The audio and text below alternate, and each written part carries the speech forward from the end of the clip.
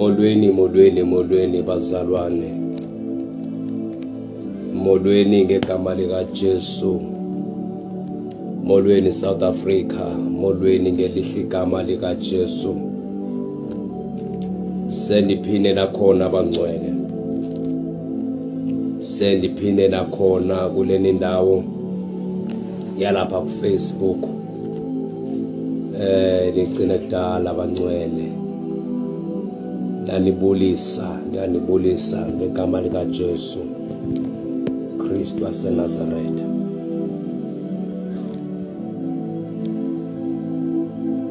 Molweni bangcwele, molweni South Africa.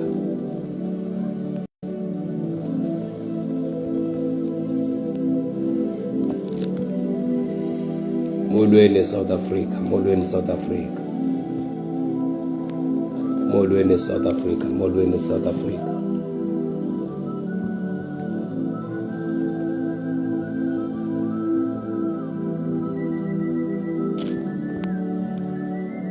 Greetings everyone, greetings everyone in the name of Jesus Christ. Greetings everyone in the name of Jesus. Greetings everyone in the name of Jesus Christ. Molweni bangcwele, molweni. Molweni South Africa, molweni South Africa. Molweni South Africa. Molweni kwakhona senikhona ngegama lika Jesu.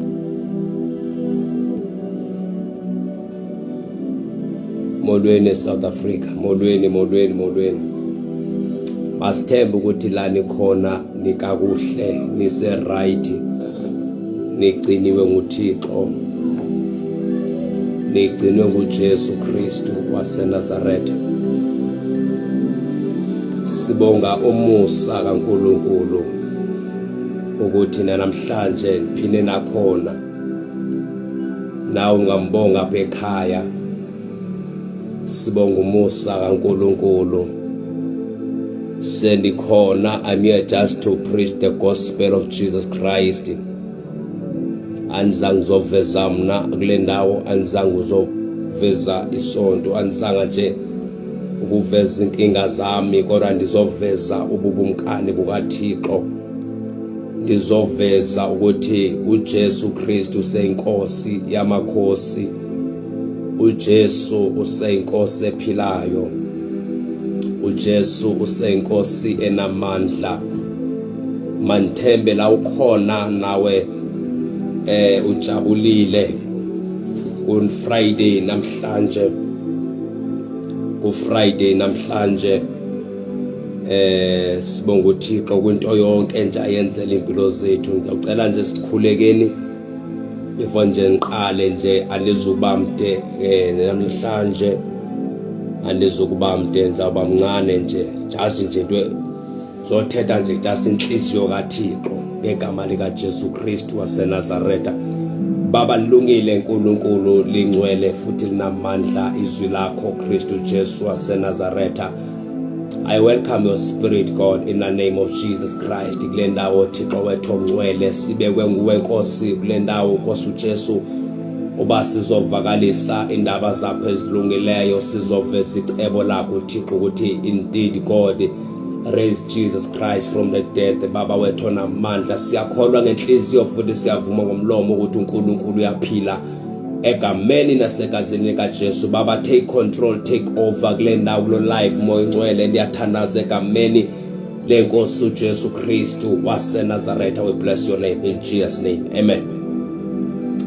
Ndibuliswe igama lika Jesu, malibongwe bangcwele.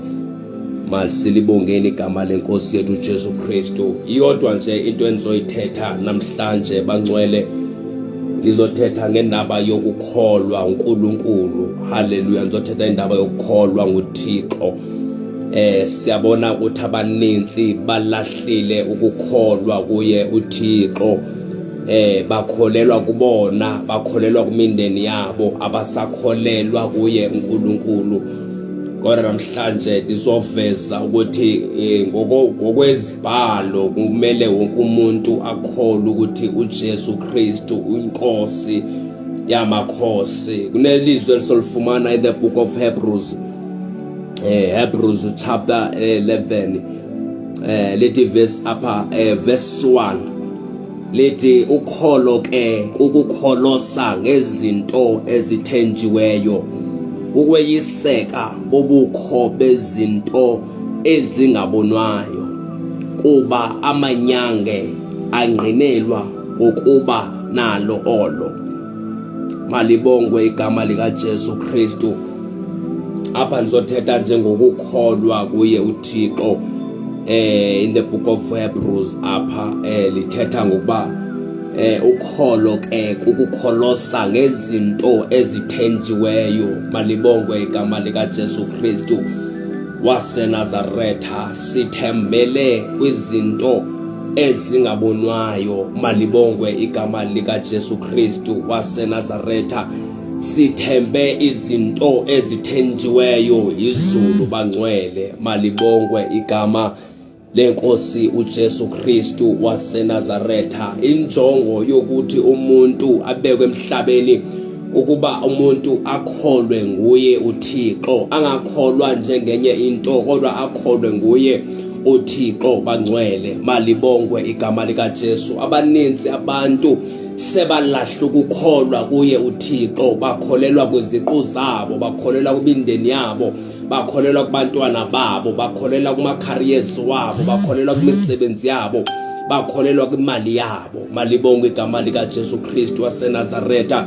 Kodwa masilifunda leli vesi lithi ukholo ke kukukholosa ngezinto ezithenjiweyo. Malibongwe igama lenkosi yethu uJesu Kristu waseNazaretha. Omnye mhlawumbe ngabe uyabuza ukuthi zintoni lezi ezithenjiweyo. Haleluya.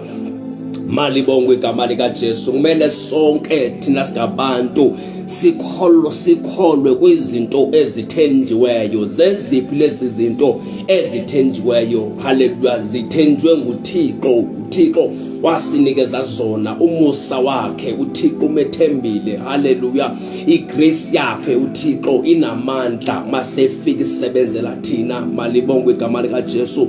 Umoya ongcwele kaThixo, malibongwe igama likaJesu, wethenjiwe. Haleluya. Libe selithi kukweyiseka bubukho bezinto ezingabonwayo. Malibongwe igama likaJesu. Ngoba yonke into uThixo asinikeza yona, haleluya, ayibonakali ispiritually. Malibongwe igama likaJesu.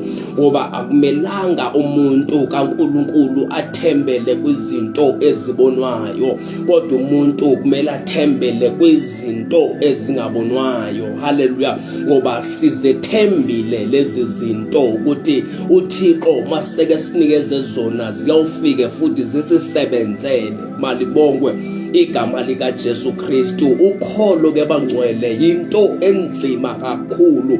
Haleluya. Xa ujonga lapha kule chapter in the book of Hebrews chapter 11 kunamaqhawe okholo, kunabantu babelibambile ukukholwa kuNkulunkulu ongcwele onamandla, abantu abangazange bayeke ukukholwa kuYuthixo. Lide lithi iBhayibhile abanye bakholwa kodwa zange bade bafumane izethembiso, babezibona kodwa zange bade bazireceive, bade bashone emhlabeni. Malibongwe igama likaJesu Kristu waseNazaretha. Kule mihla esiphila kuyona abantu abaninzi sebalahla ukukholwa kuye uThixo. Haleluya. Ngoba injongo yokuba umuntu alahle ukukholwa kuye uThixo, injongo yokuba umuntu uphila impilo engamzukisiyo uNkulunkulu emhlabeni. Ngoba lezi zinto, ukuphila impilo engazukisi uThixo, kuyakwenza ukuthi ushifte ekumethembeni uThixo, kuyakwenza ukuthi ushifte ungabe samethemba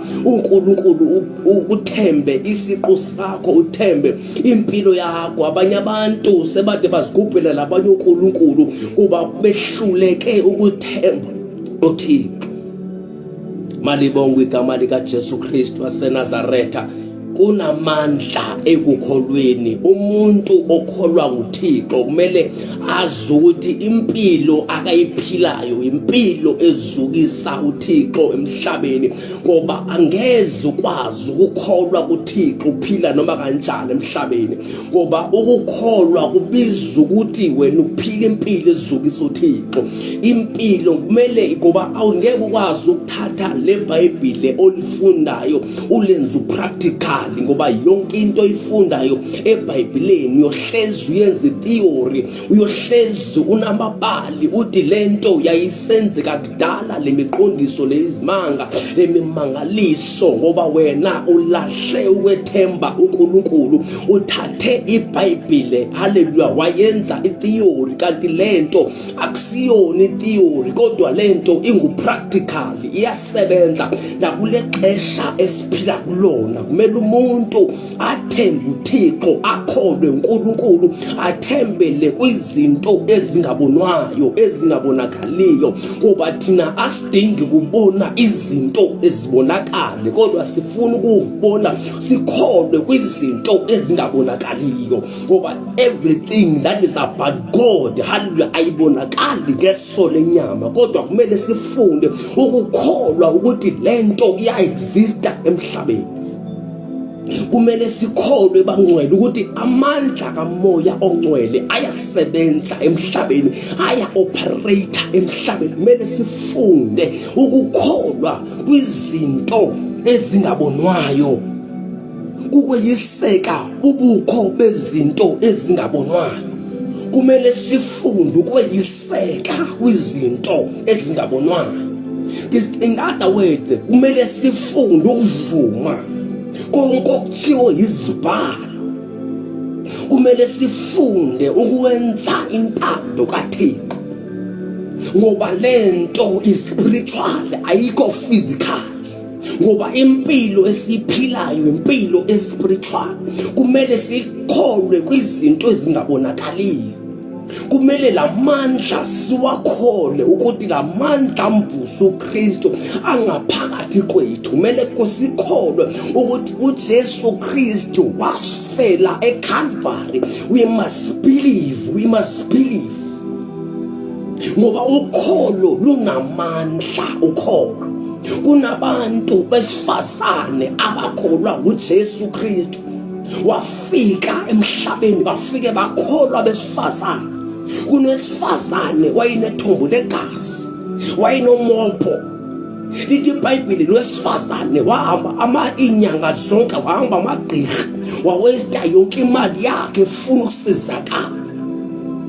Kodwa lithi iBhayibheli wathi uba ezwe ngoba uyoba khona uJesu ozofika, ithi wesifazane kodwa ubangela bamba umqukumbelo wengubo yakhe, I shall be healed. Ngoba seke yakholwa kunabantu, ngoba lento yokukholwa sometimes ayidingi bantu abaphila impilo right, kodwa idinga abantu abakholwayo. Ngoba uyabona kunabantu abaza kuJesu bezizoni, kodwa baletha kuNkulunkulu uKristu Jesu. Wafika wathi uJesu Kristu, izono zakho zixolele, ukholo lwakho lukusindise. Kunabantu abafikayo, ngoba akusadingakali abantu abazophila kahle, kodwa kudingakala abantu abazokholwa ukuze ukholo lubasebenzele. Uba ngabe uyabona kunamadoda futhi afika nakuKristu ayineqhenqe. Lithi iBhayibheli lamadoda acela ukuthi uJesu abaphilise. Kunento ewumangaliso elukholweni, kunento ewumangaliso ukuthi umuntu usindiswa ngoba ekholwa, umuntu uphila ngoba ekholwa. Kunabantu abamelele nokukholwa kulomhlaba. Ingxaki impilo abayiphilayo ayisazukisa iThixo. Usathana ubathumba ingqondo, wabathwista ingqondo ukuba bangabe safocusa kwiBhayibheli, bangabe safocusa uNkulunkulu, bangafocus kuJesu, kodwa bafocuse kwi-material things, bafocuse kwizwe ukuthi kwenzakala ntoni ezweni. Kodwa lento is not about ukuthi izintoni esiyibonayo, kodwa is all about the kingdom of God. kumele sifunde ukukholwa kwizinto seyiseke lento esifuneke seyiseke, which means kumele sivume everything uNkulunkulu ayitshoyo ngempilo zethu. Umele sifunde ukuvuma ukuthi indeed Jesus died on the cross of Calvary for the sins of the world. We must believe. Kunabantu abamelene nokusebenza kwaNkulunkulu ngoba laba bantu abasakholwa nguye uThixo. Ngoba angeze ukuthi uyakholwa nguThixo. Ngoba le iBhayibhile kumele siyithathe siyisebenzise. Kumele lento siyiprove ukuthi indeed lento iyasebenza futhi inamandla. Kumele sifunde ukwethemba izulu, sifunde ukwethemba uJesu, sifunde ukwethemba uNkulunkulu enguKristu inkosi yamakhosi. Kodwa ngifuna ukuxelela ukuthi angeze ukwazi ukukholwa uNkulunkulu uphila noma kanjani kule mihla esiphila kuyona. Le mihla esiphila kuyona ayisafani nemihla mandulo, kodwa asekumini ukuthi amandla kaMoya oNgcwele akasasebenzi kwesisikhathi sethu. Amandla kaMoya oNgcwele akasoza aluza amandla ngoba uNkulunkulu lithi iBhayibheli wawuthulula lo Moya oNgcwele ukuthi sibe sesiphinde siyakholwa ukuthi uMoya oNgcwele ukhona phakathi kwethu, uyasebenza enhlizweni zethu. Kumele sifunde ukukholwa uNkulunkulu. Umuntu ongakholwa nguThixo uhlale ecinga izinto ezinegative ngoba lo muntu akasakholwa nguThixo, akasayisekanga izinto zikaNkulunkulu. Athi omunye umuntu lemimangaliso yayisenzeka ngesikhathi sikaJesu mandulo, kodwa kule mihla esiphila kuyona akusekho mimangaliso eyenzakalayo, akusekho bantu abaphiliswayo, akusekho bantu abavuswayo, kanti lento idinga ukukholwa komuntu. Lento leni idinga ukukholwa komuntu, idinga ukukholwa kwakho uvume ukuthi uJesu Kristu namhlanje usasebenza. Kunabantu namhlanje abasasindiswayo namhlanje ngoba kuyabonakala ukuthi lento lena inamandla nakulesi sikhathi sethu, kodwa kudingakala abantu abazokholwa kuye uThixo ngoba ukholwa kwizinto ezingabonakaliyo. Athi uPaul uJesu Kristu wangena kwakanye kuba amazulu ngelelakhe igazi. Kumele kuvuka abantu abazothi uNkulunkulu nami sengiyongena kulo izulu lakho uNkulunkulu ehlezi khona, ayolanda lento umuntu ayidingayo, lento umuntu ayifunayo empilweni. Angayolanda imaterial things, kodwa ayolanda izinto lapho uJesu wathembisa khona, wathembisa ngazo abapostoli. Wathi uJesu, I give you the power ukuthi ninyathele inyoka, ninyathele nomadudwana naphezu kwabonke amandla ochaba, nikhiphe idemoni. Kumele abantu bayolanda into abayidinga, into abafuna ukuphila ngayo emhlabeni.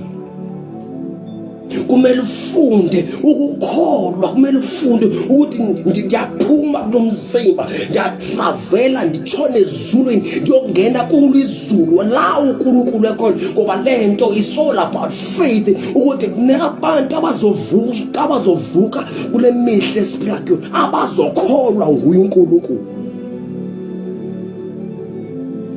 Akumelanga kule mihla esiphila kuyona singakholwa nguThixo. Kunamandla ekukholweni, kunamandla ekukholweni uThixo. Kumele sifunde ukukholwa nathi sifane noAbraham, sifane noJacob, sifane noIsaiah, sifane nabapostoli uPaul noSilas. Kumele sifunde ngoba kunezinye izinto ukuthola ukuthi umuntu seke banjiwe, ubophekile, uvalele kwiprison, uSathane amfake kuyona. Kumele abantu abazokholwa bakhuleke bathandaze. Athi umuntu maseke ethandaza athi leli jele nikulona liyo nalo liyobhidlika, kuyovuleka ama-chain. Lithi kumele ukholwe ngoba ngabe uthobopheke kangakanani, uba ngaba unako ukukholwa enhlizweni yakho angeze ukhululeke. Noma ngabe kuthiwa usugula kangakanani ugulela ukufa, ngoba kunabanye abantu abasesaba nokufa, kunabantu abasesaba nokuthi amandla okuphila aselumini lwami. Abanye abantu abasakholwa kule mihla esiphila kuyona. Namhlanje ngizoxelela abantu ukuba abantu bakaNkulunkulu kholwane izwi lakho Thixo. Namhlanje ndizovusa abantu abazothi namhlanje uNkulunkulu useyinkosi, uJesu Kristu useyinkosi, usasebenza. Abantu abazothi akhonto akhosikhali esikitshele mina esiyophumelela. Kumele kuvuka abantu abazothi I shall not die but I shall live to declare the goodness and the beauty of the Lord. Kumele kuvuka abantu abazothi ukufa ndakuvala empilweni yami, efemelini yami, ukuhlupheka ndakuvala, ngoba xa ungasakholwa ngeze kwenzeke. Lithi iBhayibhile it is impossible to please God without faith, ngoba yonke into is all about faith. Ingakho zothi uJesu bonke abantu abasizayo wathi ukholo lwakho lukusindisile. Ayikho ivesi apho uJesu wathi ndiyabona ndikusizile, kodwa wathi uJesu Kristu mayesephendula bonke abantu abasizayo wathi ukholo lwakho lukusindisile, lukusizile. Ngoba kubalekile ukukholwa komuntu emhlabeni, ngoba umuntu unqoba ngokukholwa. Angeze ukwazi ukunqoba kule mihla esiphila kuyona ngaphandle kokukholwa. Angeke amanye amavesi ukwazi ukwasebenzisa, ngoba lithi iBhayibhile these days are evil, ngoba kulapho uSathane ekhiphe konke amadimoni akhe, ekhiphe zonke izikhali zakhe ukuthi azobulala ngazo abantu emhlabeni. Kodwa kufuneka abantu abazothi ngizothabatha isikwete sikaNkulunkulu ngitshone empini ngiyofight iwar nami. Lifuneke nami lithi iBhayibhile asibambene nenyama negazi, kodwa sibambene nemimoya, ngoba kumele ukholo kulo lonke izwi olifundayo. Namhlanje ngizoveza ukholo, namhlanje ngizoveza ukholo ukuthi ukholo lunamandla. Kumele ufunde ukukholwa, kumele wazi ukuthi umuntu emhlabeni kumele akholwe uJesu Kristu, akholwe izwi laNkulunkulu. Ngaphandle kokukholwa akunanto ongayenza. Angeze umnyakazisa uSathane, angeze umnyakazisa izifo, angeze umnyakazisa amadimoni, angeze umnyakazisa inations, ngoba wena awukholwa kuNkulunkulu. Awukho kumele ukholwe kuThixo odala izulu nomhlaba. Uthi lento lena is not practical, is not theory but is practical, ngoba into kaNkulunkulu ipractical. uSathane namadimoni akhe nabathakali bakhe uma sebehlangene ngoSathane beplena ngawe, bahlangana bekholwa kuye uSathane. Kumele nathi sifune ukholwa uNkulunkulu, kumele sifune ukukholwa nguThixo. Sithethe izwi elithi noma ngabe kuthiwa isikhali sikhutshwe kanjani, sikhutshwe ngubani, kodwa akunanto enganilimaza mina. Kumele sifune ukukholwa abangcwele. Ukholo lunamandla, ukholo lunamandla. Kunabantu abafika imfama kuNkulu kuJesu Kristu, wathi uJesu athi imfama, Jesus son of David have mercy upon my life. Athi nenzele umusa, athi uJesu ndikwenze, athi ndibuye ndibone, ngoba uyakholwa. Ebangcwele kumelanga lento sithathe sithi ayisenzeka kudala, lento lena isenzeka namhlanje. Nathi sisenamandla ukuthi imfama zibone, sinemandla ukubeka isandla phezu kwabantu abagula baphiliswe, sinamandla ukuthi abafileyo bavuke ekufeni, ngoba kumele abantu abazochallenge, abazothi ngoku sengifuna ukuchallenge umuntu ofile, kulethe umuntu ofile kimina, ngoba uNkulunkulu endimkhonzayo uzomvusa. Akazuvuswa sithi, kodwa uzovuka because of we believe. If you don't believe, angeze kwenzeka lanto. Even in your life angeze kube khona change, ngoba kumele abantu bakholwe lizwi, bakholwe uNkulunkulu, abantu bakholwe uJesu Kristu inkosi ephakemeyo, ngoba lento leni isenzeka namhlanje inamandla into yokukholwa. Ukholo lunamandla. iyona into esebenzelayo ukukholwa abangcwele. Asidingi ityiwa, asidingi salt, asidingi intambo, kodwa sidinga ukukholwa. Sidinga ukukholwa abangcwele, sidinga ukukholwa. Ngoba ukholo lithi noma isimo usibona ukuthi asivumi, kodwa uthi ngiyakholwa ngoba sisinda because of siyakholwa. Noma ngabe sowule, yazi umuntu okholwa nguThixo, uSathane uthi noma sekembheka abone uSathane ukuthi once kwam-attack lo muntu uyoba sengxakini ngoba lo muntu uyakholwa uNkulunkulu. Kumele sikholwe lithi izwi kaNkulunkulu, God is a spirit. Adi those uthi uJesu, adi those who worship God must worship God in truth and in spirit. Lukholo bangcwele, angeze lento uyikholwe, angeze uyibone lento ungayikholwa. Kumele yonke into eqale ukholweni.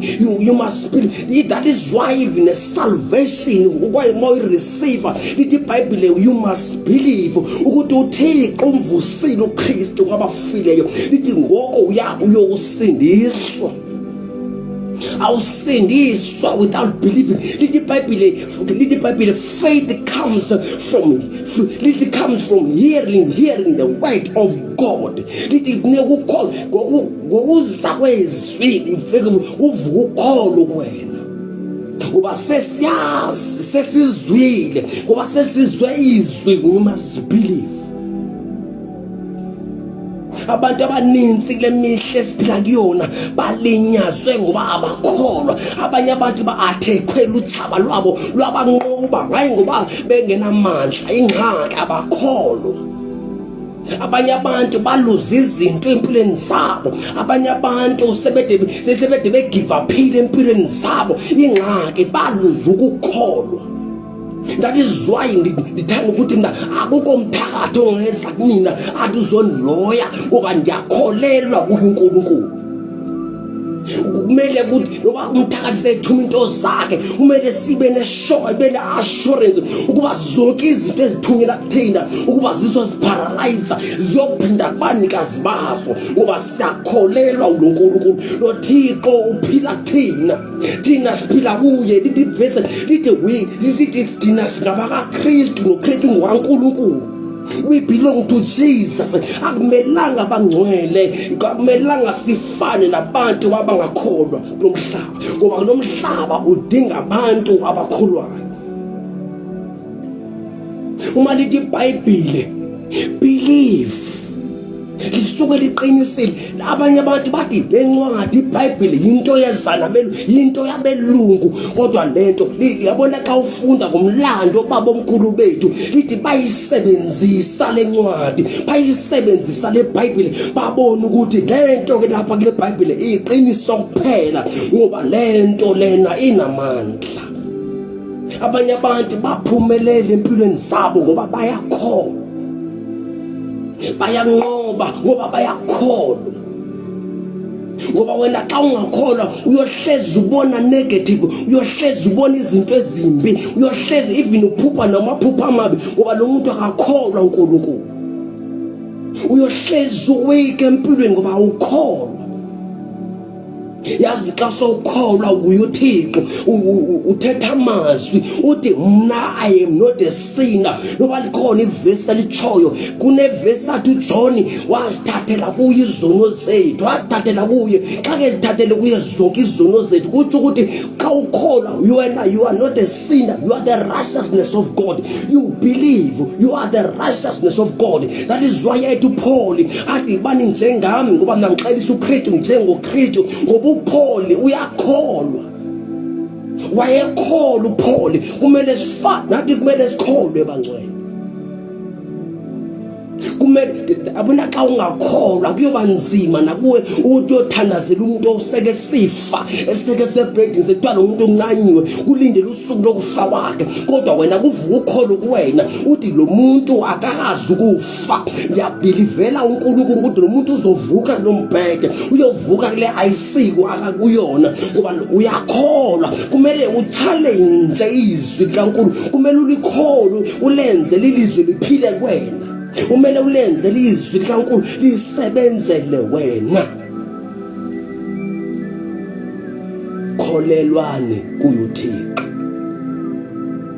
Kholelwane kuYuthixo.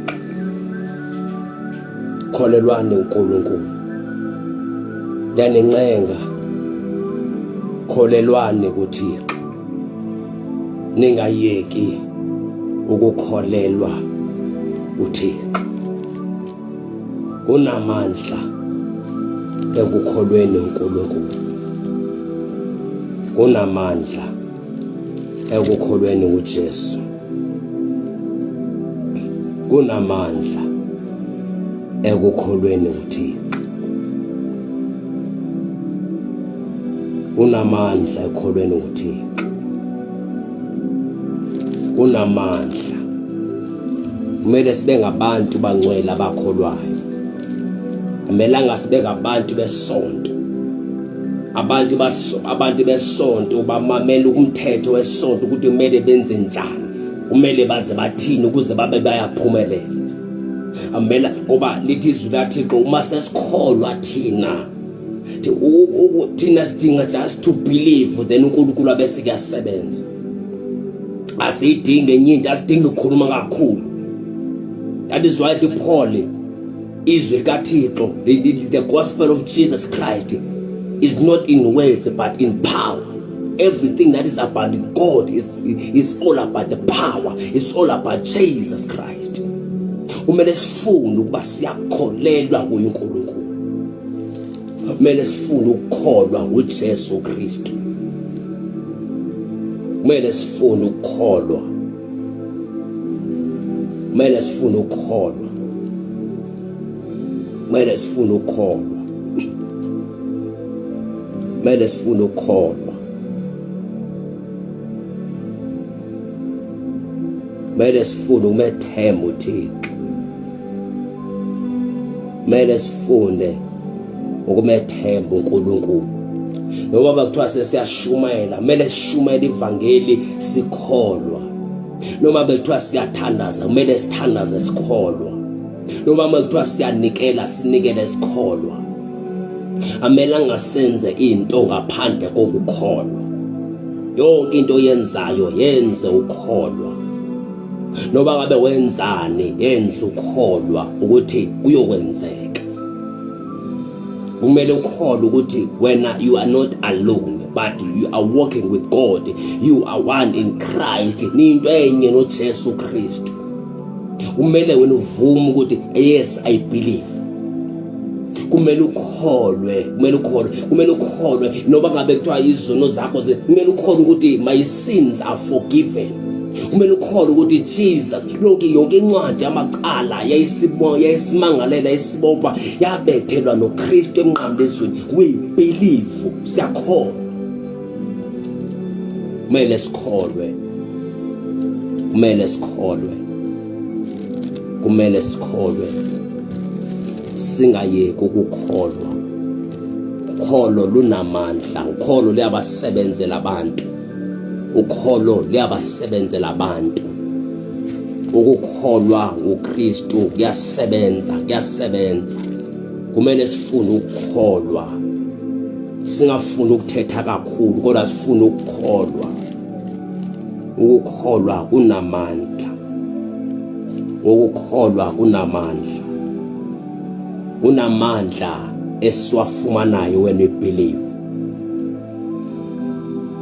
Kunamandla elukholweni. Kunamandla elukholweni. OnguThixo osiza abantu mabekholwa. Ukukholwa yona access. Uyena key wokuvula into zethu. Ukukholwa uyena key wokuvula izulu. Ukukholwa kwethu sisidonsa uThixo elemazulwini ehlele ezemhlabeni kuba siyakholwa. Kumele sifune ukukholwa. Kumele sifune ukukholwa abangcwele. Kumele sifune ukukholwa. Kuneverse la solfunda in the book of Mark Marko chapter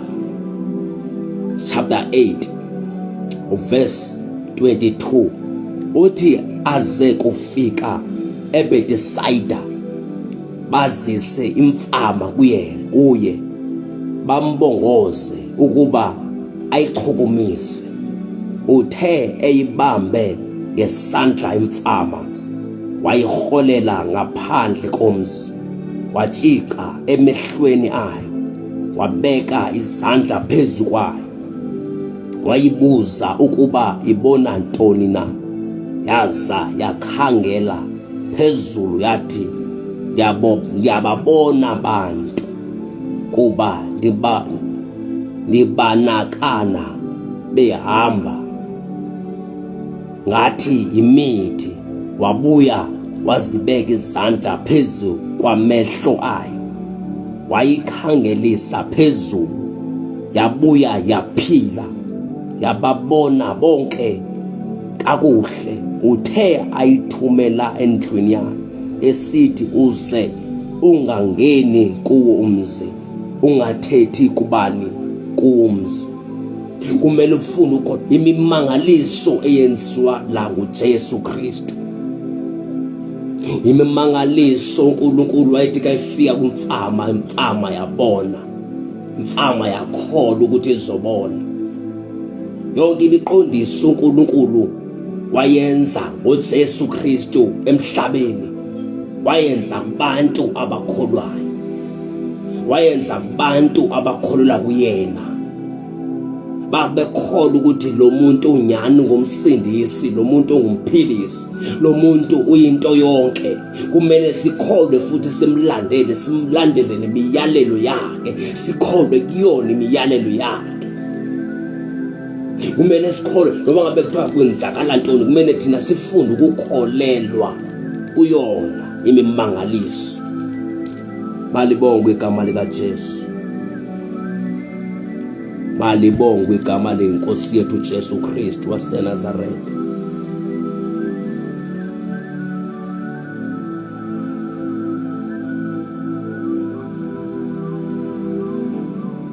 Lithi verse 7 Marko chapter 6,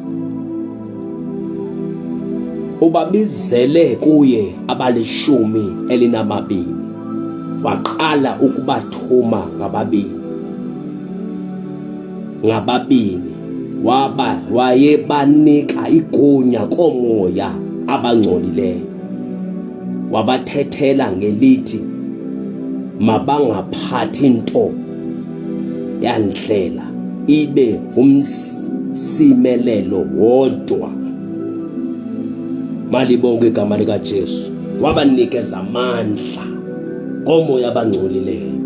Kumele nathi sikholwe ukuthi la mandla siwanikeziwe nguKristu komoya abangcolileyo. Kumele sikholwe ukuthi sinikezwe nathi igunya komoya abakhohlakeleyo. Kumele sikholwe ukuthi la khona sifika kubantu abapossess khona, bawufika abantu bakhululeke, baphiliswe ngoba siyakholwa. Kumele sikholwe kulo lonke izwi esilifunayo. Namhlanje nizoveza ukukholwa. Namhlanje nizoveza ukukholwa uNkulunkulu. Anizubamde bangcwele, kodwa nifuna ukuveza into eyodwa ethi kholelwani kuye uNkulunkulu, kholelwani kuye uJesu engumsindisi, engumncedi. Kholelwani kuye uNkulunkulu, kholelwani uJesu lidwala elinamandla. Lithi iBhayibheli umuntu ephenduka umono oyi-1 izulu liyaqhwaba izandla, liyavuleka, kuyacelebrate emazulwini ngomono oyi-1 ophendukayo. So nifuna abantu namhlanje abathi ngiyamdinga lo Jesu abe inkosi ephila empilweni yami, ngoba uyamdinga uJesu kule mihla ophila kuyona. Le mihla esiphila kuyona akusiyo imihla emnandi, akusiyona imihla yokujabulisa, akusiyona imihla yokuziphila impilo esiyifunayo ethandwa yithina.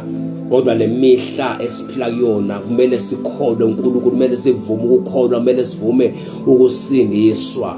Bangabe ukhona umuntu kule ndawo ofuna ukusindiswa, kumele ukholwe ngoba lamandla ayohlela phezulu kwakho, lomusa uyohlela phezulu kwakho. Noba ngabe kuthiwa yini into uThixo akuthembisa yona iyohlela phezulu kwakho futhi kusebenzele uma wena ukholwa. Uma ngabe khona umuntu la okhona othi I need this Jesus, ngiyamdinga lo Jesu Kristu. Thina sidinga ukukholela kwizinto esizibonayo, ezibonwa ngemehlo lenyama, kodwa sidinga ukweyiseka izinto ezingabonakaliyo.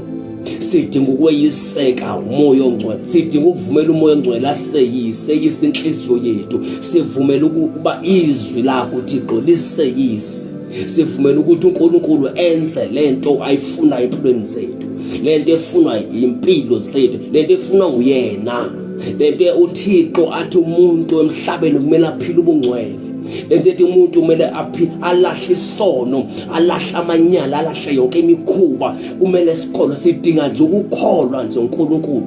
Uma ngabe ukhona umuntu othi ngikhathele ukuyiphila lempilo endiyiphilayo, nami ndifuna ukuphilela uThixo, lo Jesu lona usengamthatha umenzo wakho, usengamthatha umsebenzisa, akusize, akuncede, akukhansele, alungise inhliziyo yakho, afika kakhulu inhliziyo yakho, na ungamthatha lo Jesu. Ngidinga lo muntu namhlanje othi lo Jesu ngiyamdinga empilweni yami, angene enhliziyweni yami, ayibuse impilo yami. uJesu useyinkosi, uJesu usaphakeme, uJesu usenamandla. Lithi iBhayibheli, the blood of Jesus shall never lose its power. Namhlanje igazi lika Jesu lisahlamba izono.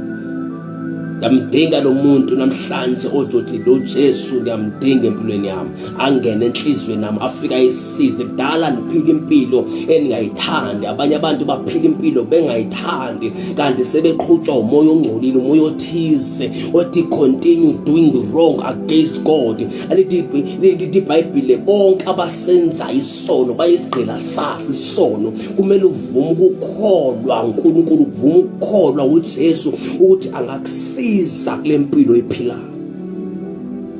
As long as you are still alive, uJesu sengakusiza nawe. Kumele uvume ukukholwa kuyo Jesu Kristu. Dinga lo muntu namhlanje othi ngiyamdinga lo Jesu, angene empilweni yakho.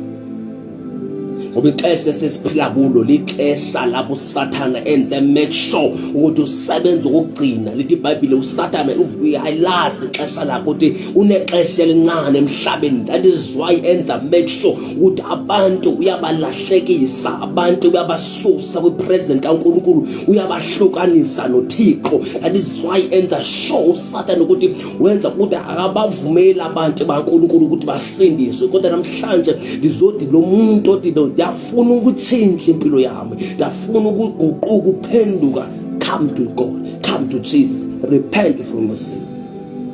Oza nanku uJesu Kristu usengakusiza nawe. Nami ndiyacenga namhlanje, mhlawumbe kusasa usengasungaphili, ngoba tomorrow there's no promise anyone. Unamandla esiwatholayo when we repent from our sins. Unamandla esiwafumanayo when we repent from our evil ways. Angeze futhi wasizakala uphila impilo yamanyala. Akunanto engakusiza, akunanto engenzeka empilweni yakho, ngoba lithi iBhayibheli ulaka lukaThixo lukubenzi bobubi, ngoba xa wenza isono against God. That is why even uMika chapter 6 mawufunda verse 3 athi uNkulunkulu, bantu bami ndinenze ntoni? Yini lento nginxaka abantu baphila impilo abathandwa yibona, abantu balahlekane noNkulunkulu, abantu bakhetha izinto zabo ingxaki, abakholwa kuSomandla, bavumela uSathane wabathimba, bavumela uSathane wadestroy ingqondo zabo, ukuthi umuntu angabisacinga ukuthi there is God in heaven, angabisacinga umuntu there is God osebenza nasemhlabeni.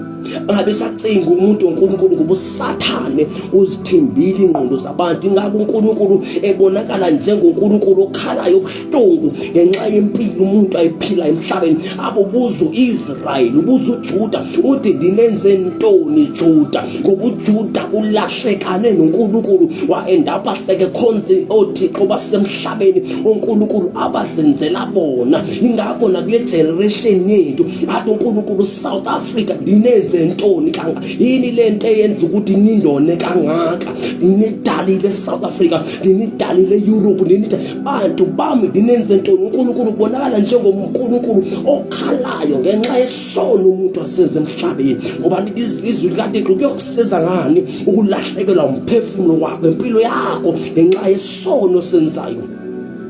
Ulahlekelwe ukuphila kwakho ngenxa yesono okusona. Ngoba abantu abaninzi bayazibhubhisa ngenxa yesono, engathi isono siyobanikeza ukuphila. Namhlanje ngizomemezela ukuthi abantu mabaphenduke, ngoba when you repent, which is you believe in God, you have faith ukuthi I believe in this Jesus, ukuthi Jesu Kristu usasindisa namhlanje. uJesu sasindisa namhlanje, ngoba impilo oyiphilayo ngeze yakusiza, angeze ifake ezulwini, kodwa impilo yamanyala iyo uyokwenza ukuthi ukhokhe, uyokwenza uphile impilo emfutshane emhlabeni, uyokwenza ukuthi usesho ufe. Ngoba lithi iBhayibheli umvuzo wesono ukufa. Kodwa the grace of God is eternal life. uJesu usemhlabeni to give us eternal life. Abantu bakhetha ubumnyama instead of choosing light. Kumele bangcwele sikholwe, kumele South Africa sibuyele kuye uNkulunkulu, sizothi Thixo sixole izono zethu. Kunabantu abathagetiwe nguSathane, kunabantu abathagetiwe uSathane, ababotshiwe basabambekile, kodwa basadlala abakazi ukuthi kunoNkulunkulu ohlezi ezulwini, kunoNkulunkulu othi ndamnikela uJesu emhlabeni ukuthi abantu basindiswe ngaye. Kodwa abantu bakhetha ukuphila impilo zamanyala, abantu bazigubhela uNkulunkulu babo, abantu baphila impilo ethandwa yibona. Abantu babhizi ema-church emasontweni, bakhohliwe ukukholwa, babhizi ngama-program ayenzeka emasontweni, babhizi ngama-plans nje amaninzi abawenza emasontweni, babhizi ngama-politicians, babhizi abantu abaninzi bakhohliwe ukuthi there is God, uthi uNkulunkulu ngelinye ilanga uJesu Kristu yabuya, uthi xa sekebuya abaninzi bayokhala, bayobe bengalindelanga. Lithi in the last days abaninzi even abakholwayo hlubuka uNkulunkulu ngenxa yabaprofeti bamanga. Abantu balandela imikhuba, abantu balandela amanyala, abantu balandela abaprofeti bamanga, abantu badukisiwe emhlabeni ngoba bacimba lukholo lento abantu abayenzayo. Uthi uNkulunkulu olenzayo ngabalenzayo izwi abawungena embumukani bamazulu. Namhlanje ngizomemezela ukuthi nawe kungaphenuka namhlanje, nawe ungaguquka namhlanje, nawe ungashiya lesono senzayo, ungashiya lamanyala oyenzayo, nawe ungayitshintsha impilo yakho. Tshintsha izenzo zakho. uThixo akayifuni impilo iphilayo, uThixo ufuna uphila impilo ayichuzele wena ukuthi uyiphile. Akafuna uphile lempilo echuzwa nguwena, kodwa phila impilo uThixo akuchuzele yona, akhethele yona ukuthi ngale mpilo uyokwenza ukuthi uphile imihle emide emhlabeni. Kunabantu abaphile impilo yesono emhlabeni, basheshe bafa emhlabeni ngenxa yabo, bakhetha ukuba baphile impilo yesono, impilo yamanyala, impilo kaSathane, bajabulela isitha, kanti isitha umvuzo wesono ukufa, kanti bawusheshe bafe. Kanti instead of abantu bangabe kuthiwa laba abantu bakhetha ukuphila emhlabeni, bakhetha uJesu ngabe basaphila namhlanje. kunabantu abalele ezibhedlela, kunabantu abagulayo, hayi ngoba abantu bekumele bagule ingxaki, bagulisa uba abantu bakwisono, balahlekane nombuso wezulu, balahlekane noThixo. uThixo wabashaya ngezifo, ingakho ezothi uPaul in the book of Corinthians ade uma uyitshabalalisa uyichitha intempele lami ndoyibhidlisa. Kunabantu namhlanje abangcungcuthekile, kunabantu namhlanje abalahlekane noNkulunkulu, bafumana izifo endleleni, baphila impilo yokungcungcutheka. Ingxaki bazijabulisile bona, bakhetha ukuphila impilo yabo, kanti uNkulunkulu wasifta wangathi wavele wazikhipha kuwena, washiyeka wedwa embuzweni, wa-enjoy nice time, kanti le nice time oyi-enjoyayo iyokulandela ukufa, yokulandela izifo. Le nice time oyifunayo oyibizayo. Kunabantu namhlanje bayasafara empilweni zabo, ingxaki bakhetha impilo yobumnyama, bakhetha ukuphila impilo yobugqila. Ungakhohlwa lithi iBhayibheli, the wages of sin is death. Noba mntaka baba ungayikhetha impilo yakho, uyichoose impilo yakho, kodwa ngelinye ilanga uyoyikhokhela lento yenzayo, uyoyiphendula, uyofika ume embuzweni, uyofika ume phambi koNkulunkulu, uxoxe ngokwenzile ngomzimba wakho. Kunabantu abafa ngenxa yesono, bakhetha nice time, bakhetha injabulo esesayo, kanti kunenjabulo esiyithola kuJesu Kristu.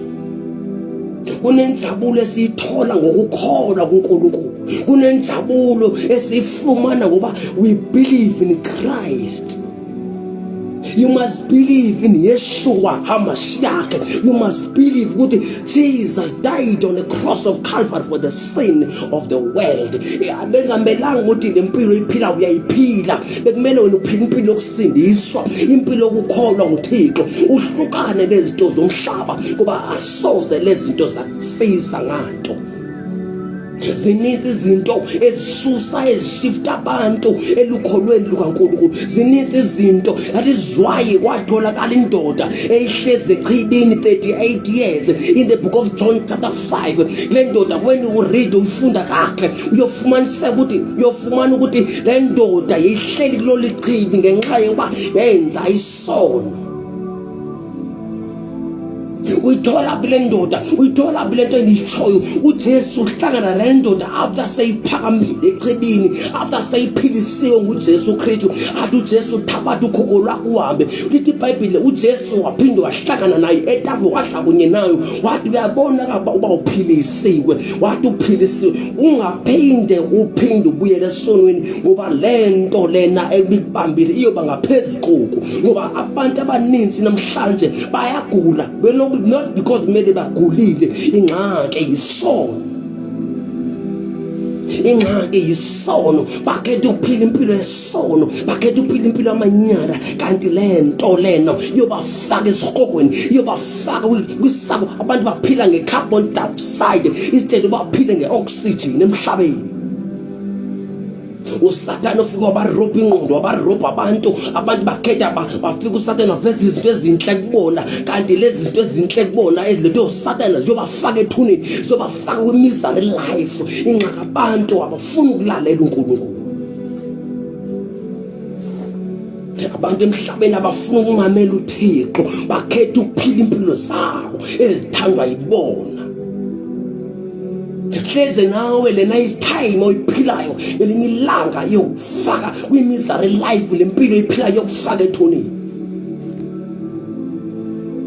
Ngoba le mpilo oyiphilayo yekuhlukanisile noJehova. uThixo akakulethanga emhlabeni ukuzophila nice time. uThixo kulethe ngepurpose yakhe ukuthi uzokwenza iwill yakhe emhlabeni. uThixo kulethe kulomhlaba ukuthi the day uhamba kulomhlaba uhambe sazi ukuthi ubani uzibani uyenzile intando yakho uNkulunkulu. Kunabantu namhlanje ababhizi izinto zabo, abekho busy nguThixo, bakhohliwe nguJehova. Ngelinye ilanga yonke into yenzayo uyoyiphendulela, uyofika uzichaze phambi koThixo, uchaze ngento oyenza. Ezinye izinto zimuva kwipresent yakho uThixo, wena ucabanga ukuthi wena ujabulisa wena, kanti uyamuva umjabulisa uThixo. Lento yenza emakoneni, lento yenza ucatshiwe, lento yenza ufihla ukuthi ezinye izona abantu bayazifihla phambi kwabantu, kanti uNkulunkulu uyabona. Namhlanje ngizoveza ukukholwa, ngizodinga abantu abazothi ndifuna ukukholwa uloThixo. Kunabazalwane namhlanje esikhonzana besonta nabo abasakholwa ngoThixo. Uma uThixo esenza imiqondiso, abazalwane banamhlanje bagesta imiqondiso enzwa uThixo. Athi uThixo athi umuntu ngeke azakwazi aphile ku-HIV and AIDS. Ingxaki laba bantu baleza babazalwane abasakholwa ngoThixo. Bahlezi bayakulwisa, bahlezi ngathi baqeshwe uSathane ukuthi bazolwa against the church. Ingathi baqeshwa uSathane, ngathi balethwa uSathane endlini ukuthi noma kabe uThixo wenza ntoni endlini yakhe zenina libe against yona. Namhlanje sikhonza kabuhlungu kumasonto esikuwona ngenxa yabazalwane aba-against iwili kaNkulunkulu. Sibona uThixo evusa abafile abantu abazane babe against leyo ngumangaliso. Sibona uNkulunkulu ephilisa abantu ko-cancer, athi umuntu ngeze aphile umuntu kwi-cancer. Kule mihla esiphila kuyo ingxaki abazane banamhlanje abasakholelwa uNkulunkulu. Kumele sifune ukukholwa ulona uThixo, uba loThixo odala izulu nomhlaba namhlanje usaphilisa futhi usakhulisa abakhiwe, usazikhipha idemoni. Kodwa abazalwane banamhlanje bayalwisana abasavuma. Lithi iBhayibheli bayamvuma ngemilebe yabo kodwa ngemisebenzi bamkhanyela, ngoba impilo abayiphila ayimthokozisa uThixo. Kumele nifunde bangcwele, kumele nifunde ukukholwa ngoThixo, kumele nifunde ukukholwa ngoThixo, kumele nifunde ukukholwa uNkulunkulu. Namhlanje ngizodinga abantu abathi lempilo endiyiphilayo anisayifuni, senifuna ukuphilela izulu. Ngifuna ukubuza mntaka baba, uyocaba uyodungena ethuneni ungazange uyiphile intando kaThixo. Uyodungena ethuneni usifika sithi ubani ugraduateile, ubani wenza ama-masters, ama-diploma, kodwa wenifika kwindaba yoba lo muntu lona impilo bekeyiphila kwempilo yamanyala. Yesu unawo ama-masters, unawo ama-diploma, umpasile ugrade of, wenze yonke into emhlabeni futhi wajabulisa inyama yakhe, kodwa kushort indawo ethi lo muntu lona uyenzile na intando kaThixo kola kayenzanga. Fundani ukwenza intando kaThixo. Fundani ukwenza intando yakho uNkulunkulu. Fundani ukwenza intando yakho Thixo. Fundani ukwenza ubukumkani bathi. Lithi iBhayibheli, let your will be done on earth as it is in heaven. Fundani ukuthi uThixo anilawule. Kholwani nguSomandla, kholwani nguJehova, kholwani izwi lakho Thixo. Lidinga abantu namhlanje abazothi lo Jesu oshumayela ngaye ndiyamdinga empilweni yami. Hleze uThixo angakuphilisa kulesi sifo esikuphethe. Hleze wena ugula ingxaki lempilo iphilayo. Kunabantu namhlanje abangena kuma-prison ngenxa yelento empilo abayiphilayo. Kunabantu namhlanje abakhalayo, hayi ngoba kumele bakhale ingxaki impilo abayiphilayo. Namhlanje ngizocenga ukuthi repent from your sin. Come back to God. Come back to Jesus. uJesu sonomusa, izandla zikaThixo zisavulekile usadingakala ekhaya. Uyafuneka uNkulunkulu, uyafuneka kwikingdom yeZulu. Come back to God. Come back to Jesus before it's too late. Maybe tomorrow might be too late empilweni yakho. Hleze ungathi uyaphuma ushayiswa imoto. Hleze ungathi uhlezi kungena abantu bakubulale. Hleze noma ngabe kuthiwa wenza, hleze ungathi uhleli vele utshele endlini okuyona. Come back to God now before it's too late. Angeze noma ungathi uyazijabulisa, ukuzijabulisa kwakho is not enough. Ukuzijabulisa kwakho kumele, that is why to Paul zithokoze, uthi David zithokoziseni ngoThixo, zithokoziseni ngoNkulunkulu nisaphile emhlabeni, nimkhonze nisaphile emhlabeni, nimazi nimhlolele nimosaba uNkulunkulu nisaphile emhlabeni.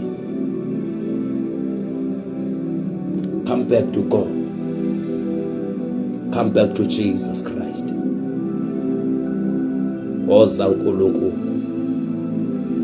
Lamanyalo waphila ngeza kusize ngato. Lezi zono ozenza ngeze zakusiza mntakababa. Lento lapha engqondweni yakho engcolile ngeze kusize mntakababa. Lokukhohlakala kwakho ngeke kwakusiza. Lenzondo yakho, lento unforgiveness ngeze kusize mntakababa.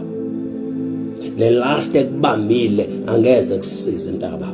Noma ngabe kuthiwa yini ebamba impilo yakho ngeze kusize mntakababa. Noma ungayi-enjoya for now kodwa ngeze ukusize, angeze ulast forever. Ngelinye ilanga kuyofika umhlaba kuthiwa uyahamba emhlabeni, uNkulunkulu uyawuthatha umoya wakhe. Kuyokusiza ngani ukuzuza izwe lonke kodwa ukuphila kwakho yalahlekana nakho? Kuyokusiza ngani mntakababa ujabulela nice time okumzuzwana kodwa ukuphila kwakho yalahlekana nakho? Kuyokusiza ngani lento yama friends akulahlekisayo? Uthi masihambe sobhengana, sihambe sene tavern sobhenga. Kumele sihambe sene tavern sojabulisa, kumele sihambe sothenga nama prostitute, kumele sihambe sokwenza noma ngabe yitwa yini imali, ngoba ngabe yitwa yini ongayicabanga. Yokusiza ngani ta? Ungawathenga ama prostitute namhlanje futhi ungaenjoya uwathenga ama prostitute noma ngabe kuthiwa mangaphi, kodwa impilo iphila uzoyikhokhela ngelinye ilanga. Ungenza noma ngabe yini mntakababa, kodwa lempilo ekhohlakele, lempilo esono oyenzayo ngelinye ilanga uyoyikhokhela. Lenzono, lento okuzonda umuntu ephumelela, omunye umuntu ephumelela umena umzono umfisela okubi, ngelinye ilanga uyoyikhokhela lento yenzayo.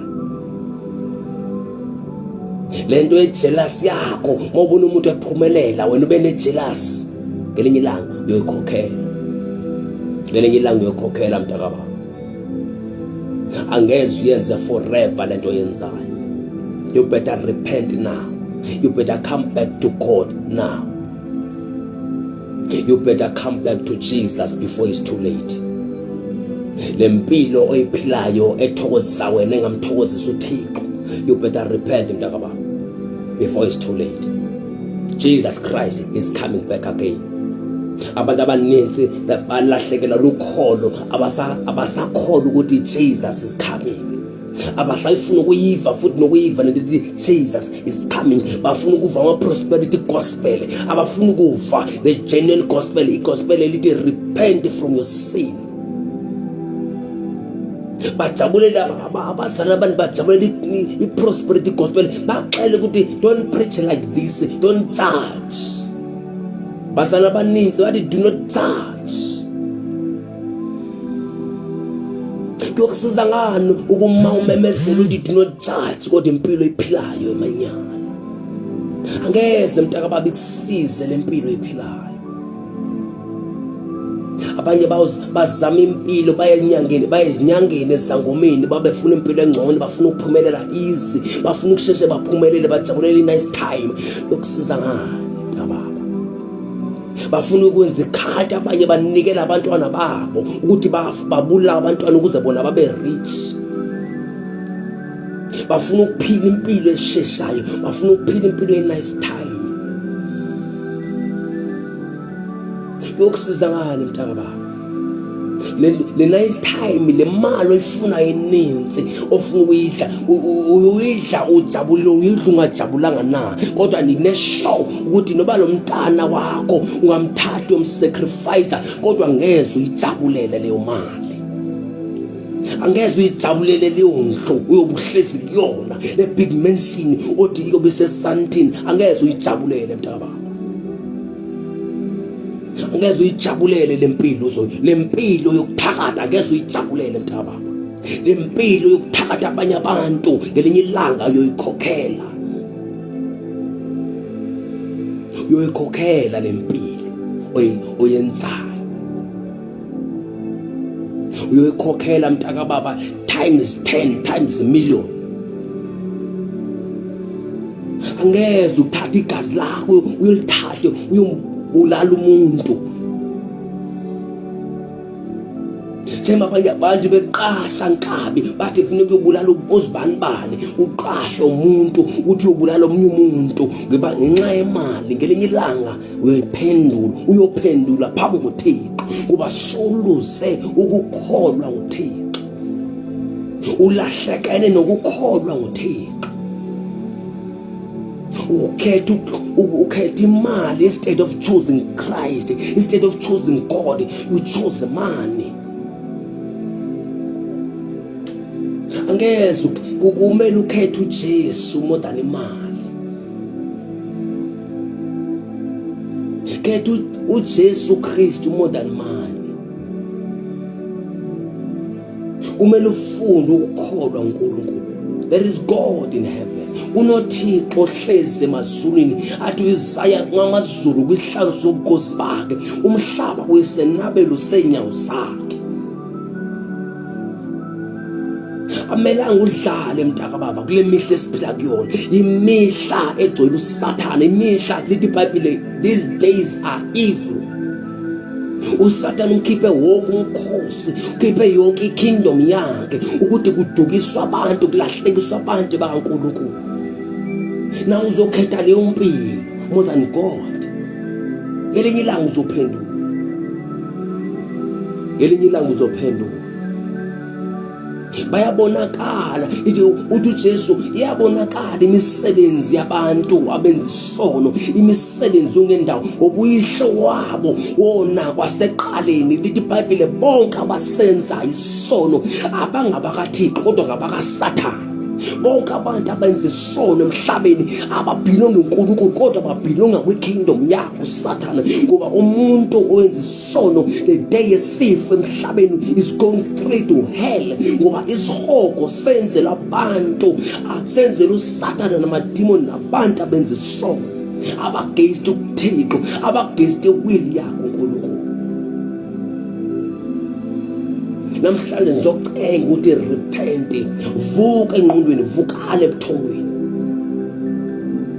Ixilongo lizokhala ngelinye ilanga, lokhala abantu bephila izinto bezijabulisa ngesono, lokhala ixilongo. Lithi iBhayibheli abafe bekholwa emathuneni bazovuswa qala, thina esiphilayo sandule sanyuse lesitshintshe imizimba yethu. Unina nonke enenza amanyala, enenza ukukhohlakala, abazonda abanye abantu, nina nonke enenza ukungcola, nosala kule kingdom. Ungaze mntakababa uphile esonweni, wenza isono, uzicimba kwikingdom yakhe uThixo. Awukho kwikingdom yakhe kodwa kwikingdom kaSathane, kwikingdom ye-darkness. Nina nabathakathi nabenzi bobu nabo prophet bamanga, ni kwikingdom, ninonke kwikingdom yokungcola, yokukhohlakala.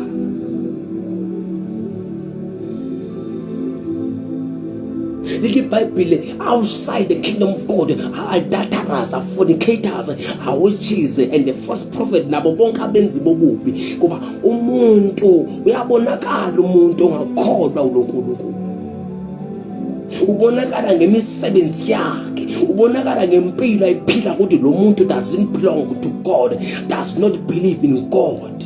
Ngoba lo muntu impilo ayiphilayo impilo amanyala, impilo yezodo.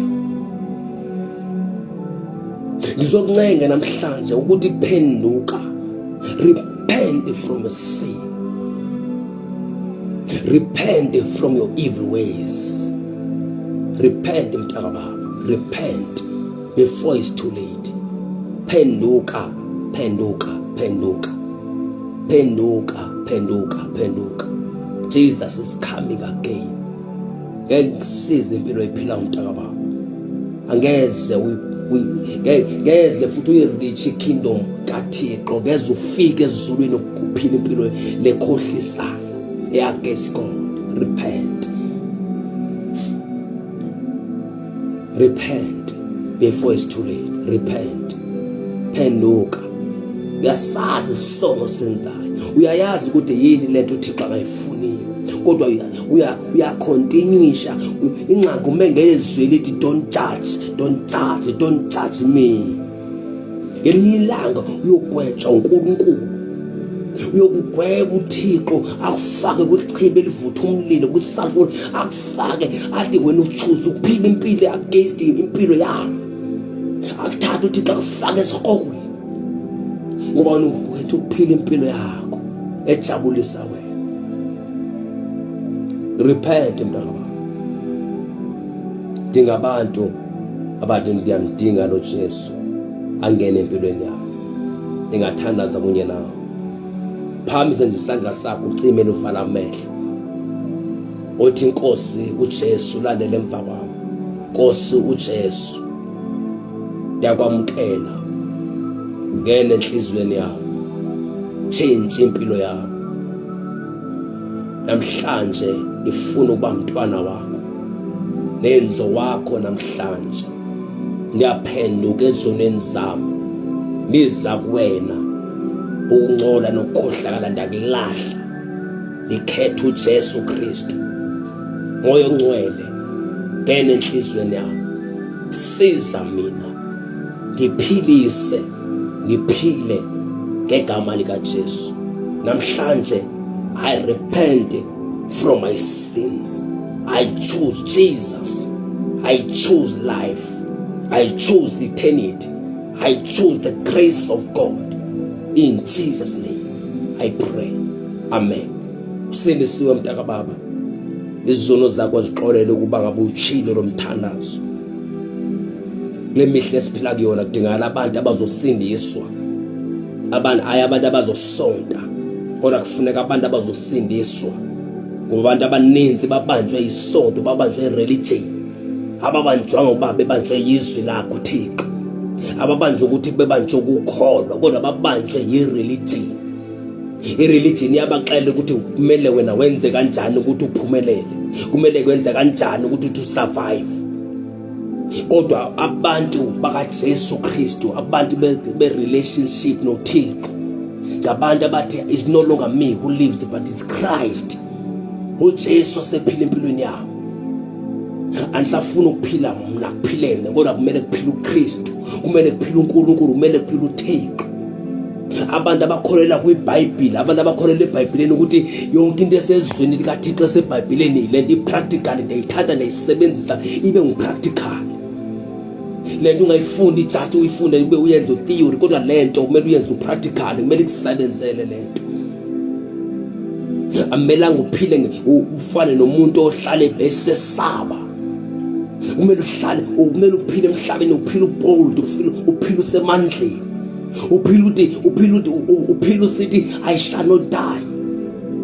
Angeze futhi noba ngabe kuthiwa i-accident ngeze kubulale wena, ngeze futhi kube nemoto kuyona, angeze kushayisana imoto, ngeze ushayiswe imoto, angeze ushele endlini, ngeze kwenzeke nje ngeke kwenzeke umonakala empilweni nami, as long as I'm still alive, as long as ngikuyo uJesu Kristu, angeze kwenzeke kuba lo muntu uyakholwa uNkulunkulu. Amelanga uphile usosaba, ifiye mele masoseni isuke kuwena. Amelanga uphile ukosaba, amelanga usaba abathakathi, akumelanga usaba inyanga nezangoma, akumelanga usaba amadimoni, akumelanga noba nguthiwa umthakathi udumile kwesaziwayo, akumelanga nosabe, akumelanga usaba. Kunendawo kuthiwa kusangena kuzona, ubukwangena ngeze uphume uphila. Kumele ukuthi wena mina ngizongena futhi niphume niphila. Phela ngokusindiswa komuntu kaNkulunkulu, ngokusindiswa komuntu osemhlabeni. Abantu abaninzi bayiphika insindiso, bathi akuku kusindisa umuntu esanyathela intuthwane. Ukusindiswa kukhona. Ingxaki laba bantu abakholelwa uThixo, abamazi uThixo, futhi ngeze bade bafike kwi-level ye-faith kuba uThixo udinga abantu abamkholwayo. uThixo udinga abantu abamkhulu. Namhlanje sithi insindiso ikhona, ibonakala ngathi kufuneka abantu abazothi noma ngabe abantu abaninzi beyongena ethuneni kodwa mina ngeke ngangena ethuneni. Abathi mina ngeke ndafa, ngilinde uJesu Kristu inkosi emsini, ngilinde ukubuya kwaJesu Kristu. uJesu abanye benu bayobe besaphila emhlabeni the day nibuya. Even Paul in the book of Thessalonica uchilo wathi abanye bethu bayobe besaphila emhlabeni the day uJesu ebuya emhlabeni. Wena kumele uzibuze ukuthi ingabe mina ndikweliphi iqela, ndikwiqela labantu abazolala ethuneni okanye ndikwiqela labantu abazobe besaphila emhlabeni. Angeze bangcwele sife sibancane, sisebancane kakhulu ukuthi solala emathuneni, sophaka emathuneni. Sisebancane kakhulu, zininzi izinto emele sizenze sizifezekise emhlabeni. Zininzi izinto ezimele sizenze, senze will kaThixo, sithokozise uNkulunkulu. Abangcwele angeke sife iSouth Africa singekayishake, angeke sife kungenzeka iwill kaNkulunkulu. Kumele sibone abantu, billions and billions of souls coming to Christ. Sifuna uzibona simile phambili sishumela ivangeli leqiniso, abantu belalele, abantu aba more than billion bemamela ivangeli leqiniso. Angeze sikwazi ukufa, angeze futhi siye ethuneni silinde uJesu Kristu inkosi. Zonke iziprofeto zeBhayibheli sesizibonile ukuthi kwenzeka lentoni. Zonke iziprofeto sezizalisekile, kodwa silindele ukukhala kwexilongo. Lithi iBhayibheli liyokhala ixilongo ngelinye ilanga, lithi abalele emathuneni abafebe kuKristu bayovuswa qala thina sandule silandele emva kwabo. Ngoba siyakhona, ndithetha namhlanje ngokusindiswa, ngokukholwa uNkulunkulu, ngokukholwa ngoba sikholela kwizinto ezingabonakaliyo, seyisekile kwizinto ezingabonwayo, seyisekile kwizinto zikaNkulunkulu. Lapha sithi uNkulunkulu athi uJesu Kristu, seek the kingdom first and the righteousness of God. Funeka abantu abazothi mina ngeke ndife ndifuna tanci kubunkani baThixo, angeke ndife, akunanto engandibulala, akunanto engandipossessa, akunanto engandiparalyze, as long as I believe in Christ. As long as I preach Christ and Him crucified, akunanto engandonzakalisa kulomhlaba. Azange ngithetha amanga. When you read the Bible, akunamanga eBhayibhelini, kuneqiniso kuphela. Lithi iBhayibheli, Jesus cried in the book of John chapter 6 chapter 14 verse 6, athi Jesus is the way, the truth and life. Angeze uJesu axoke athi mina ndiqiniso agqiba thetha amanga. Angeze uThixo athi nina ndininikeza amandla negunya ukuthi nikhiphe idemoni, nivusa abafile. Kumele kwenzeke nakulethi generation, kwenzeke kwelethu impilo. Thixo makasize, uThixo makasincede, uThixo masigcine, uThixo makasifihle egazini lakhe, asibiyele, ahlale sibiyele.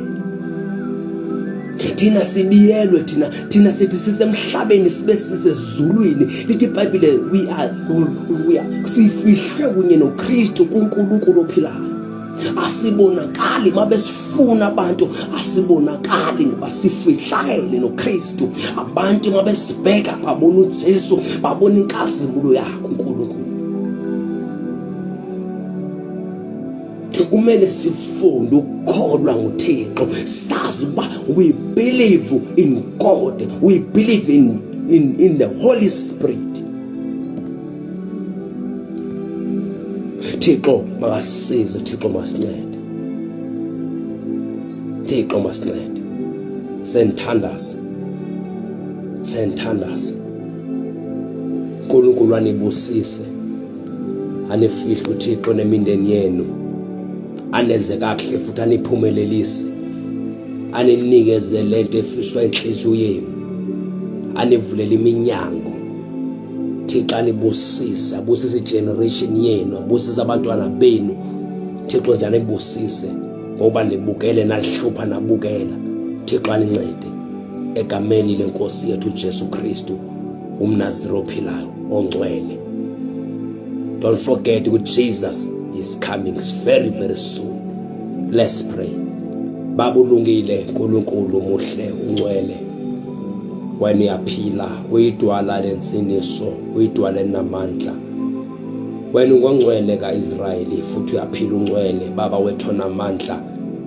Baba sithi ebusuku kwahluleka inyanga, kwahluleka izangoma, kwahluleka abaprofeti babamanga, kwahluleka i-anointing oils, kwahluleka uNkulunkulu ongcwele ityuwa, kwahluleka yonke into umuntu angayicabanga ngathi uyayenza emhlabeni. uNkulunkulu onamandla, kodwa igama lakho Jesu linamandla, liguqisa amadolo onke, livumisa zonke ilwimi liba uJesu Kristu inkosi. Baba ndiyathandaza moya ongcwele ngalomzuzu uThixo wami onamandla, ndisebenza uNkulunkulu ongcwele kwisizwe sakho egameni likaJesu. Baba sebenza kubantu bakho ngomoya wakho ongcwele. Baba wethu onamandla, I pray kulamphefumulo uNkulunkulu ongcwele obotshwe isitha, obotshwe uSathane, obotshwe imimoya ongcwele okhohlakala.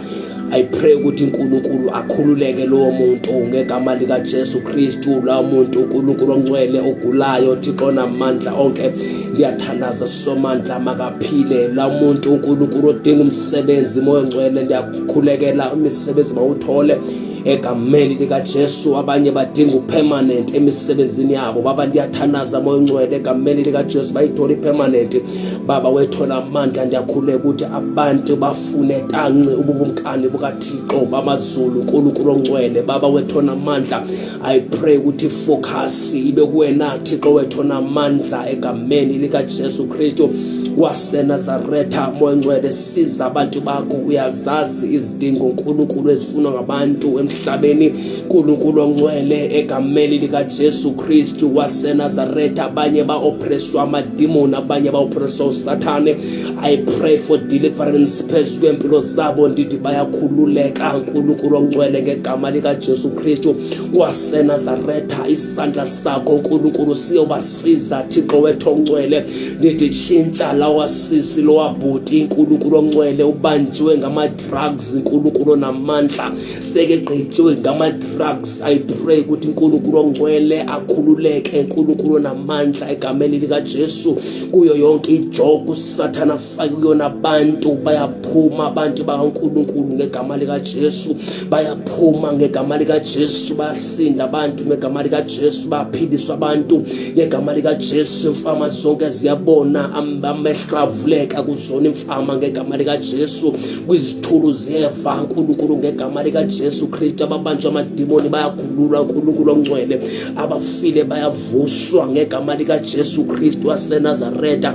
We pray uNkulunkulu ongcwele ukuthi umusa wakho Nkosi asiza abantu, ndithela umusa emhlabeni uNkulunkulu ongcwele egameni likaJesu Kristu waseNazaretha. Thixo wethu ongcwele, I believe ukuthi nabantu abazosindiswa, kunabantu abazolanda uNkulunkulu noba sekuthiwa sebelindele usuku lokufa kwabo, abanye sekuthiwa sekulindele nje ihora loba bafe. Moya ongcwele ngeze bafe uNkulunkulu onamandla. I pray, I declare, I decree in the mighty name of Jesus Christ of Nazareth. Thixo wethu ongcwele, ndikhuleka ngesizwe South Africa yonke uNkulunkulu ongcwele. I pray nge-youth yase South Africa Thixo onamandla, ndivusa abantu uNkulunkulu abazofuna wena uNkulunkulu ongcwele ngomoya nangeqiniso enhliziyo zabo Thixo ongcwele, abantu abazosaba uNkulunkulu. Baba ndiyathandaza ngegama lenkosi yethu Jesu Kristu waseNazaretha. Baba wethu ongcwele, ndithi gcwala ngomusa wakho Nkosi uJesu Kristu waseNazaretha kulomhlaba uNkulunkulu ongcwele. Sibona makusebenza izwi lakho, makusebenza yakintando egameni nasegazini likaJesu. We declare amandla okunqoba, amandla okuphumelela. Baba we pray ukuthi we pray through ibandla uNkulunkulu ongcwele egameni likaJesu. Ngikhulekela ukuthi ibandla lakho Nkosi libuyele kumandla alo uNkulunkulu ongcwele, amandla ukuthi benze intando yakho uNkulunkulu wami ongcwele onamandla. I pray, I declare, I decree in the name of Jesus Christ. Baba wokumbukela ubukele lapha uNkulunkulu ongcwele uyothola ifavor yakho, uyothola umusa wakho egameni lika Jesu. Baba wethu ongcwele ndiyathanaza amafamily wabo uNkulunkulu ongcwele egameni lika Jesu Kristu waseNazaretha. Baba basize abantu bakho Thixo ongcwele, basize Nkosi, baphilise bakhulule kwimbandezelo zonke egameni lika Jesu Kristu.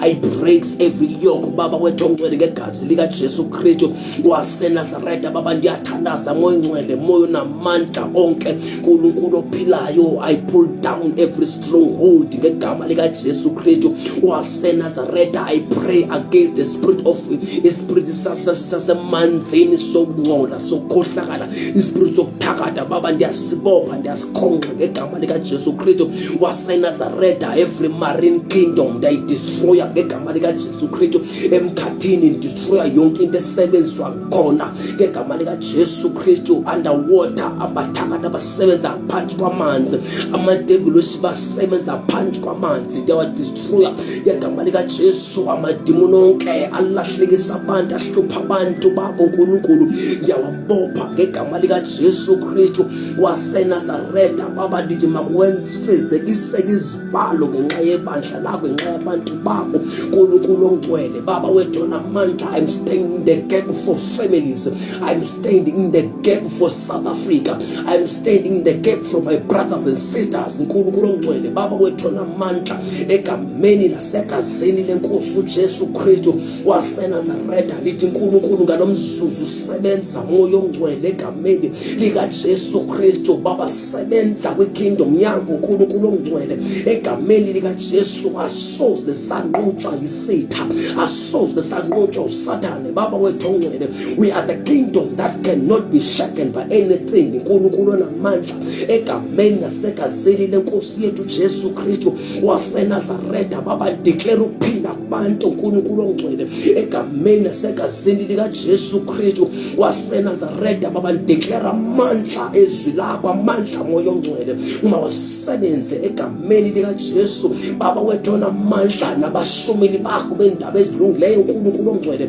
babiyele lithi izwi lakho sithunywe kwingcuka uNkulunkulu namandla, sithunywe kubantu abakhohlakeleyo uNkulunkulu namandla. Ndithi sifihle Thixo wami ongcwele egameni lika Jesu Kristu waseNazaretha. Ndithi Nkosi makuvuleke izulu lakho nabantu bakho uNkulunkulu ongcwele egameni lika Jesu. Ayingabikho into engavimba uNkulunkulu ongcwele intando yakho egameni lika Jesu Kristu waseNazaretha. I pray ngegama lika Jesu Kristu waseNazaretha, moya ongcwele ndikhulekele impumelelo Thixo namandla onke egameni lika Jesu. Konke okubuphekile kuyakhululeka Thixo ongcwele egameni lasegazini lika Jesu Kristu. Baba ndiyadeclare, I decree uNkulunkulu ongcwele thina sizoni zahluleke, we are more than conquerors. Baba wethu namandla, ayisisona imisila kodwa we are the heads. Baba wethu ongcwele egameni lika Jesu Kristu waseNazaretha. Baba ndiyathandaza Thixo ongcwele, makubonakala intando yakho. In Jesus Christ name I